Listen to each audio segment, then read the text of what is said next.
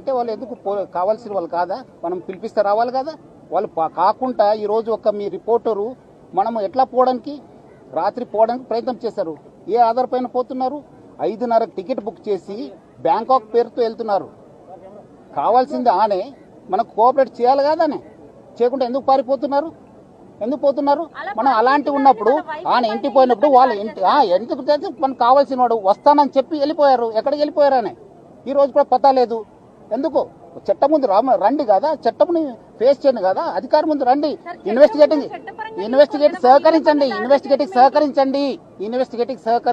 ఎందుకు పారిపోతున్నారు? ఏం కావాల్సింటే తీసుకొస్తారండి, చట్టంలో ఉంది. కావాల్సిందండి నోటీస్ ఇస్తాను, రావాలి.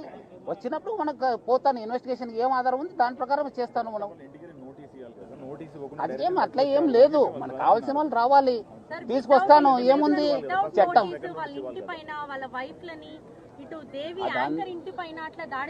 దేవి వస్తానని చెప్పి దేవి వచ్చి అని చెప్పి ఎక్కడ పగలు కొట్టాను చెప్పండి, చూపించండి. వస్తానని చెప్పి సెల్ స్విచ్ ఆఫ్ చేసుకుని వెళ్ళిపోతే ఎట్లా? కావాలి కదా. మీరు కరెక్ట్ ఉంటే రండి, ఇన్వెస్టిగేషన్కి సహకరించండి. మీరు తప్పు చేయకపోతే ఎందుకండి భయము? ఎందుకు భయము? మహిళా ఆఫీసర్ని ఇట్లా పరిస్తారా? ఏం ఆధారం ఉంటుంది మీ దగ్గర? వాళ్ళు ఎట్లా జీవించాలి?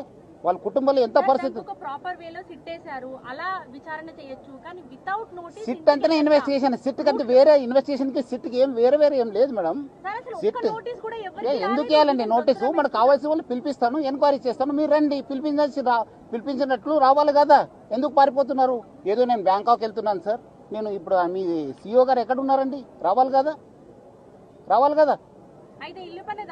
చేస్తానండి, ఎక్కడైనా పోతే ఎక్కడున్నా పట్టుకొని వస్తాను, ఎక్కడుంటే పట్టుకొని వస్తాను. నేను చట్టం ముందు ప్రవేశపెడతాను, చట్టంలో చూసుకోండి మీరు.